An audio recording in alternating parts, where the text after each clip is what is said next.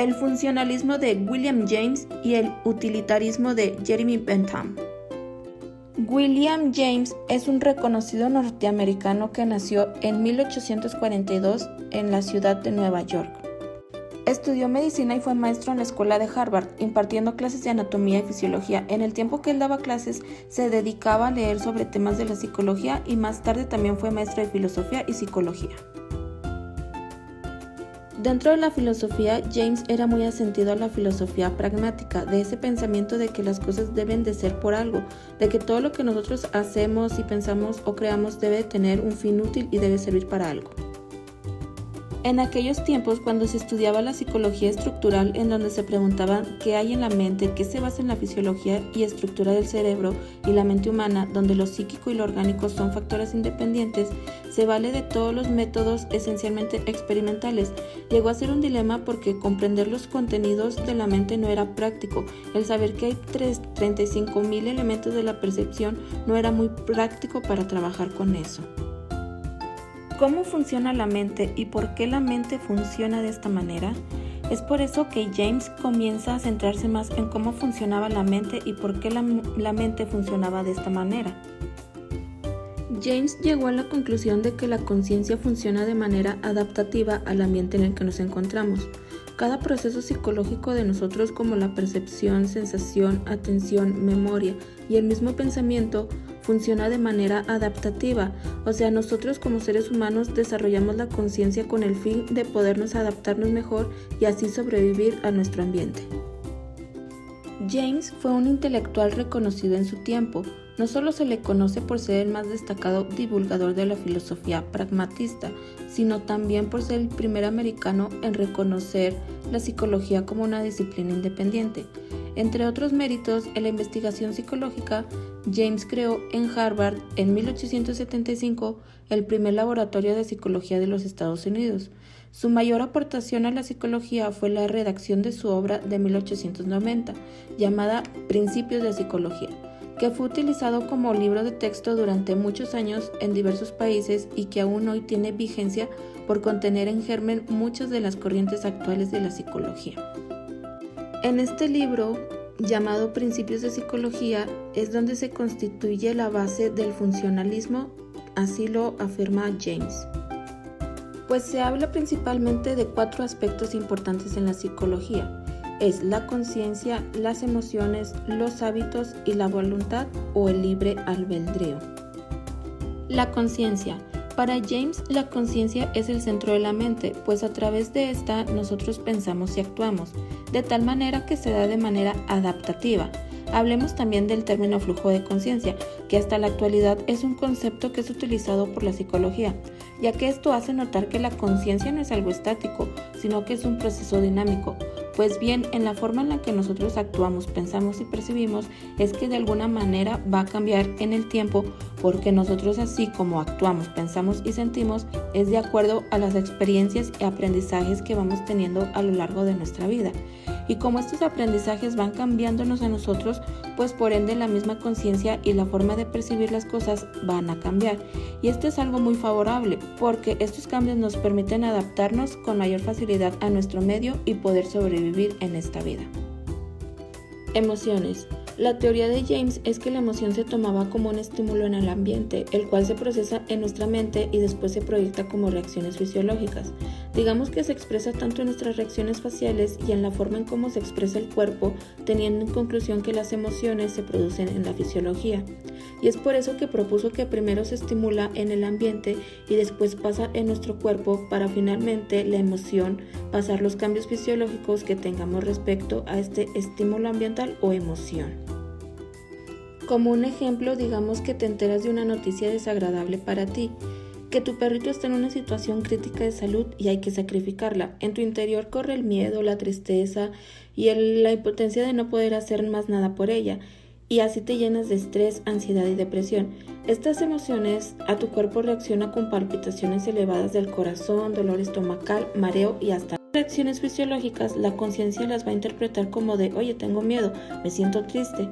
Y es aquí cuando James lo menciona como importante, porque el aspecto fisiológico no se puede separar de la mente, pues ambos se retroalimentan. El sentir todas estas emociones es porque está conectado lo fisiológico con nuestra mente, y esto nos permite adaptarnos y así sobrevivir. Hábitos. A través de los aprendizajes que la vida nos da, nosotros vamos creando hábitos a los cuales estos pueden llegar a ser beneficiosos, adaptativos y algunos otros no.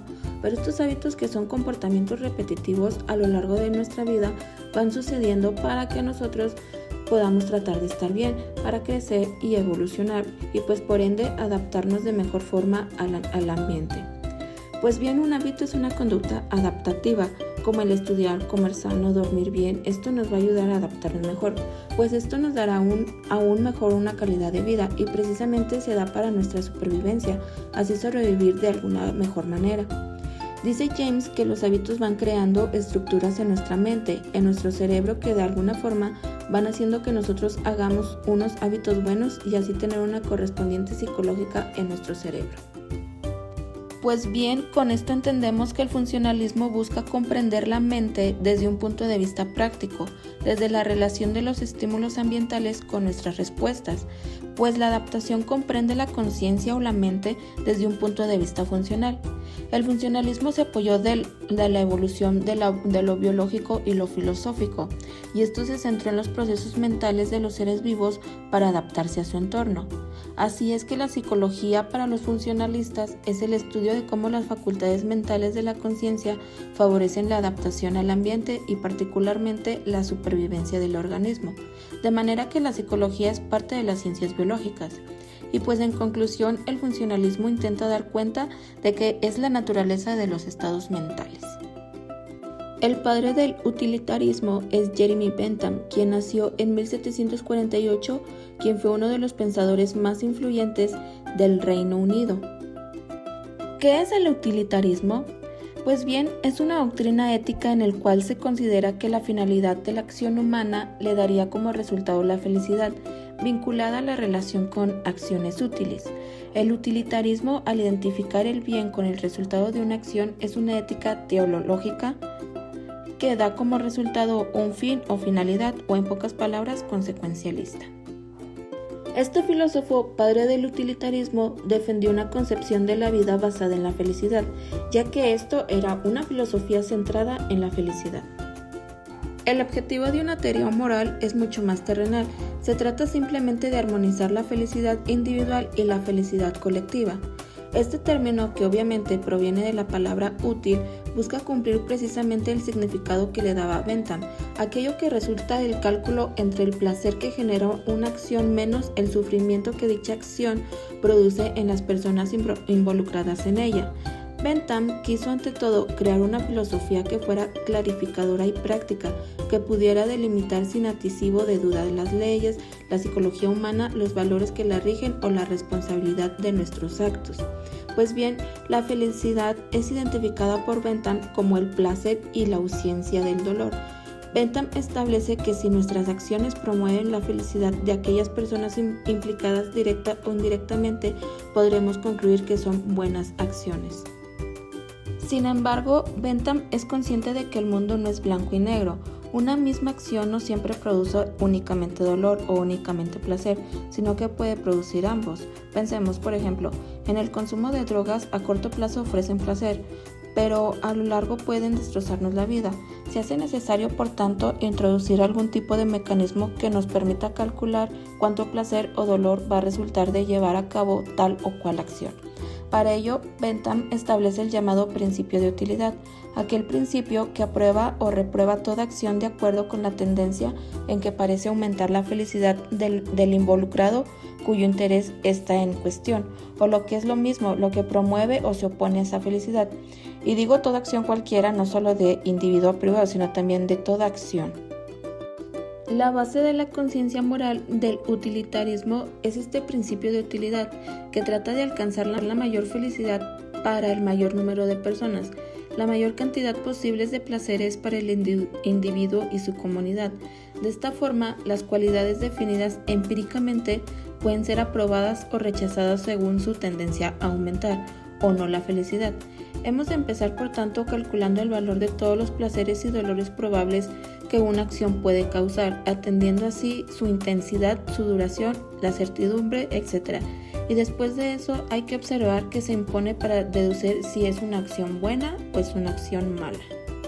En conclusión, Jeremy Bentham quiso desarrollar un método para medir el placer como materia prima de la felicidad. De este modo, como la felicidad es un concepto compartido y no privado, la sociedad se beneficiaría de compartir una fórmula para detectar dónde está lo que uno necesita y qué hacer para conseguirlo en cada caso.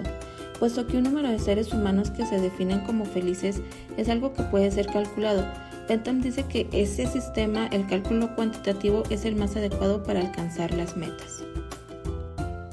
Estos temas tienen mucha relación con la psicología, pues es en donde nos damos cuenta de dónde viene la felicidad, el placer o las emociones, cómo se construyen y cómo se dividen, y de qué manera se puede sobrellevar y tomar en cuenta que se puede tener un buen comportamiento ante sus hábitos y sus necesidades. Fue un gusto hablar de este tema. Mi nombre es América Alejandra, soy estudiante de la Universidad Autónoma de Coahuila de la Facultad de Psicología. Hasta luego.